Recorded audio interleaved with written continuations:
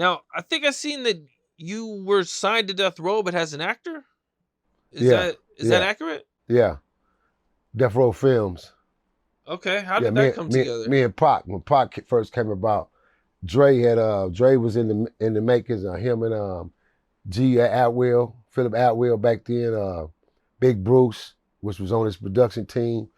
Dre was getting involved in the heavy scripts back then because we had just shot our co-star in Murder Was the Case. That's me and Snoop stabbing up Baby Boo in Murder Was the Case. The film Murder Was the Case. I play in Murder Was the Case. So Wait, um, you're in Murder Was the Case? yeah, I'm the nigga with the slingshot on Swole in prison, stabbing Baby Boo up. No shit. Yeah, me and Charlie Murphy. Me, Charlie Murphy, and Okay, Snoop. Yeah. So that was like a dope. That was like the dopest 20-minute movie in the '90s. yeah, that shit was hard, man. I like Murder Was the Case. So yeah, I co-starred in that, and from there I went Billboard with Dre for about 8 consecutive weeks. I went Billboard with him. They did the introduction of Death Row Film, so I was on Billboard with him, and then I was signed on, and shit, I was looking forward to blowing up in the film world on that aspect, but unfortunately, shit just happened like this, like overnight, boom, boom, boom. Dre ended up leaving, shit broke down, the car broke down, and just like shit just happened overnight, like man. That's when I got caught up in the mix of Dre leaving, Sam Snead, all the producers leaving Death Row. I was right in the middle of all that. And Pac separations. And so it just messed up everything from there. You said you messed up 2 movie deals. Yeah. What happened with that? That's the Reese Cup story, man. AK Tyrese Gibson, man. I messed around and put my hands on him, man, and one of his bodyguards and one of my nephews, man, Sir Too Tall, man, fired on one of the bodyguards, so it really put me in limbo, man. As soon as I got hired by John Singleton, I got fired by John Singleton, man. Unfortunate to say, man. Shout out to the great late John, man. Rest in peace. He was still a good guy to me, man, because he was giving me an opportunity, and I blew it, bro. I allowed my temper to f me up. I took my street temper in the industry, Can you bro. kind of take me through everything? I think Tyrese took your album, Yeah, an idea. it started with my album, man, 2,000 watts. He took my title, 2,000 watts, and ran with it to RCA. And so from there, that's where the controversy came. That's where our feud came from there. A lot of people didn't know it sparked from 2,000 watts. They thought I was just on some Bonnie Hunter storing type shit, from Watts. I'm just a Bonnie Hunter. And, I got a regime with me behind me, and I'm just on some storing him type shit. And it was never that, bro. I never came at that young nigga on that level because I had my own money. I had just beat 40 years to life in the county jail. I came home to about a half a meal already, still that I had tucked away. So when I came home, I took my money and invested into my own independent record label, which is called PCE, Paper Chase Entertainment. I built Coffee Shop Productions and Cappuccino Films Inc., which is my film production company. So I took my money and invested in there. I signed on Crips out of Jordan Down Projects, PJs, Mona Park area, Hat Gang area, 10/8, my hood, 108th. I just brought all the youngers together because we was in peace at this time. And so I built a regime, man. And we worked hard on this album. I spent about $85,000 independently on the album with a few features with names on it, without no Dr. Dre beats, none of that. And I had a good album. And for 5 years, I created a strong buzz for myself within the city first so I can excel out. So I started writing within our city and it was working for me. And so all of a sudden, man, this dude got a hold to my concept, do an airbrush picture and shit with the paint on and the earring in his navel and the earring on his chin and his tongue and with a guitar with the fake watts behind him talking about 2,000 watts. And I got hold to it because one of my boys told me, man, you seen this shit? And he bought it to me. And I was like, what? And he bought it to me, so I'm like, hell no. So Al Jarreau and Jamie Foxx was throwing a wild party up in San Fernando Hills. I got an invite, went to the party. So I took about 8 or 9 of my crew, my artists and shit, a couple of my producers. And we go to the party. Soon we get to the party, we pass up the black Audi when we walking in. I see the clean motherfucker. We walk right by it. We ain't tripping paying no mind. I see the dude in the car and the female walk right on by. By the time we get inside the party, get to the house, we get inside the party. When we get through the house, we go through the side gate, get to the back of the pool area. Soon we get in the back of the pool area, we not even standing there probably like 15 minutes. You see a couple star faces. Boom, we see a couple faces come through. I see Ronnie. I go holler at Ronnie. It's Ronnie, Rick, and DeVoe, Bell Bill and DeVoe now, because we with them back then, me and my producer, K Dozy and them. That's how I was introduced to them through S-Class.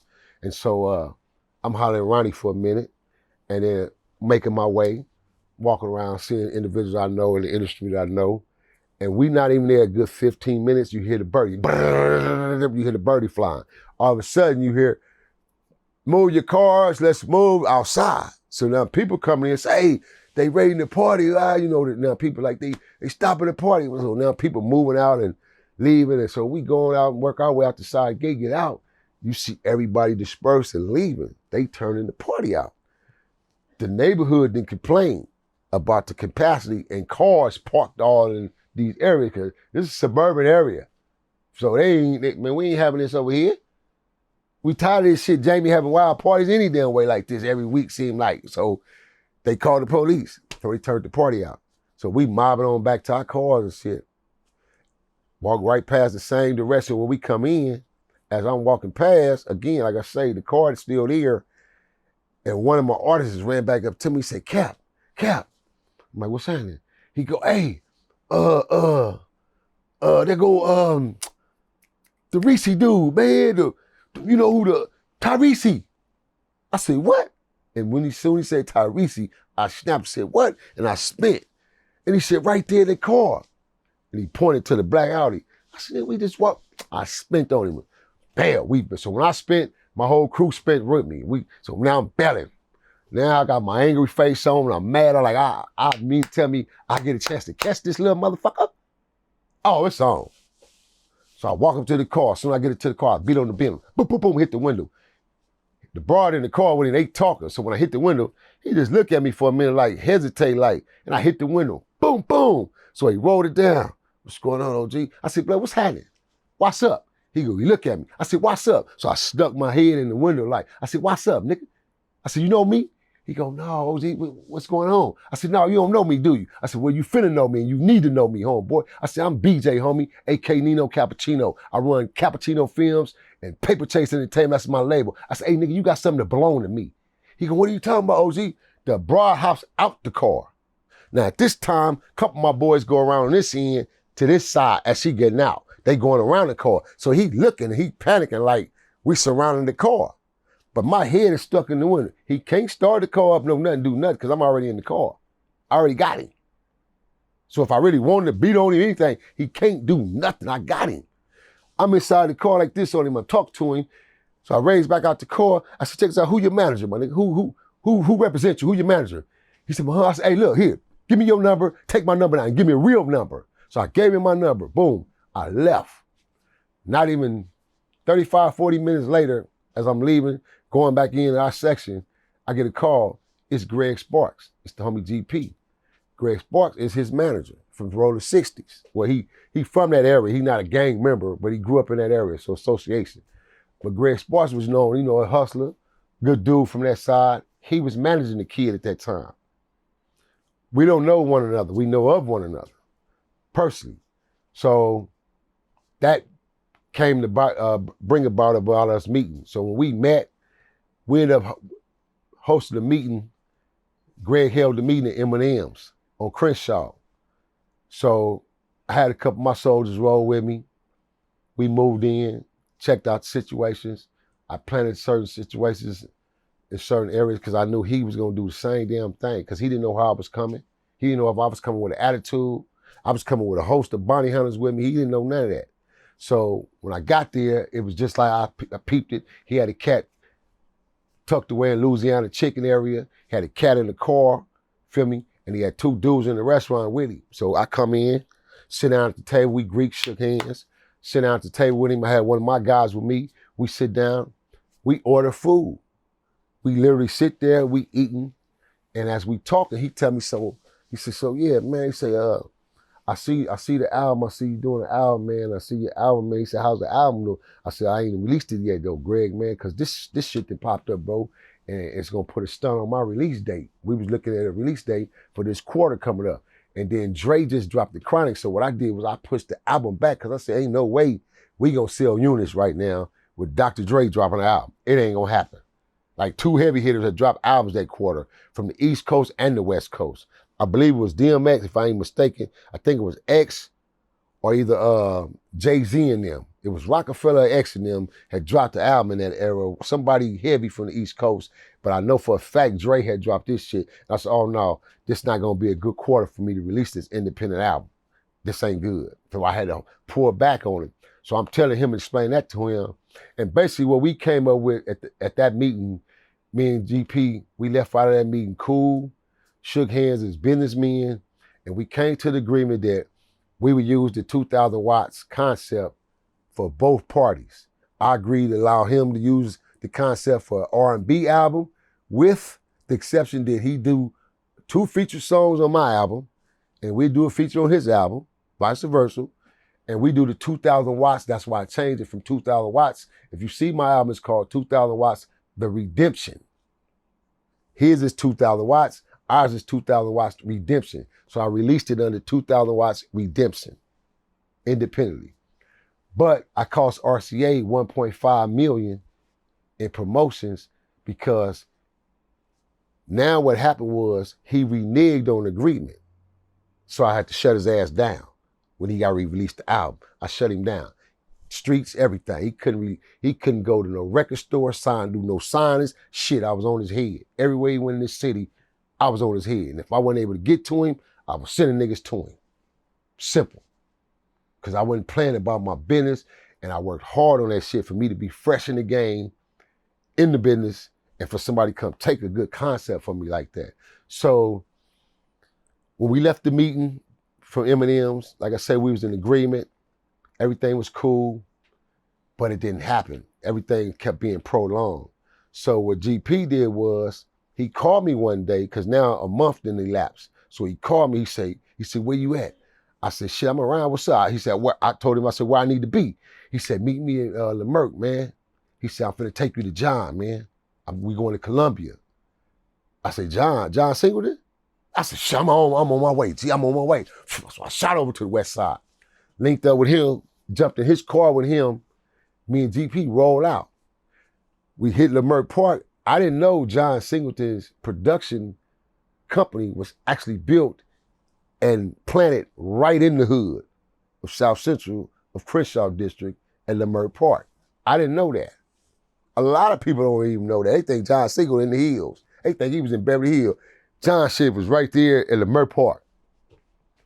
Damn. Whole production company, right sitting smack dead in Lemerck Park next to this, I'm trying to remember the name of the club, sits on the left-hand side from it, but his production company sits right there.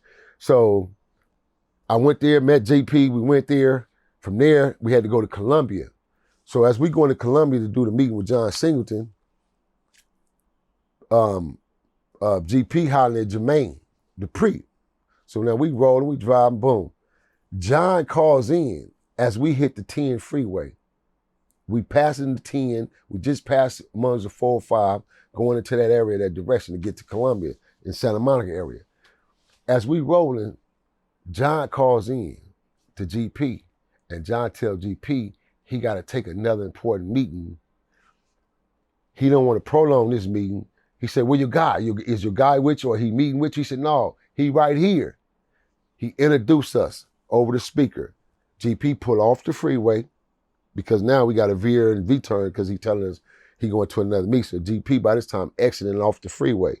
So as he exiting off the freeway and he doing the introduction over the speaker, John Singleton speak to me. I speak to him and tell him, man, it's a pleasure meeting you, Mr. Singleton, man. You know, you're a legend in the game to me, man, with this film world. I'm a student in the game right now, still learning, man. I say, I feel like, you know, my acting is impeccable. I said, I know I'm ready for this screen, man. I'm ready to work with you. He said, yeah. Greg told me, you know, you was into the film, man, and you want to do your thing. He said, how's your chops? I said, oh shit. He said, yeah, I can hear your voice. I like your baritone in your voice. I can hear your voice, right? So he said, you got 2 minutes. Give me a 2-minute monologue. As soon as he said that, now the average motherfucker would have froze, like, oh shit, what do you mean? But if had not studied, if had not coming from the streets and then putting myself through schools and being in academies, different academies and going through schools, so I knew my shit. So when he used those terms and those words, I knew what it meant. So when he said, you got 2 minutes, give me a 2-minute monologue, I jumped straight into South Central OG Bobby Johnson character on his ass. Licked him. That's how I booked my role. I did an audition riding in the car with GP Greg Sparks to John Singleton. True story, true facts. Booked me, but then turn around and Who were you fired. supposed to play? It was either or. The stepdaddy before they offered the role to Vin Rhymes, or the best friend. Oh. Feel me? Cuba Gooding's role or Vin Rhymes. It was either or. This was when the script was brand new, fresh, and they was casting the characters. They had Reese already locked in for the main character, which this movie wasn't even his movie, actually. Baby Boy was Tupac's movie. This is a movie John been sitting on, and when Pac died, he just buried it and said, man, I'll never be able to shoot this movie then. And I'll never find nobody to fit the characteristics. He just didn't know me at that time. So they ended up giving it Reese Cup because he was a singer and he was reluctant, but him and Greg had a relationship. That's how Reese Cup got his role, because of Greg Sparks. Not because of him or RCA. He had a relationship with Greg, a direct relationship with him. So GP took him to him, man, and that's how it unfolded. So from Baby Boy, they removed me because the 2,000 watts concert jumped off after Reese Cup. Tyrese disagreed with the agreement. Well, not disagreed, but didn't come through with his actions on the music side. So I ended up putting hands on him at a concert prior to productions finna go into effect. What the was I thinking? You think? Can you take me through what happened? What's up? This is Cam Capone. We got more content like this coming soon, so hit that like button, subscribe, and stay locked in to Cam Capone News.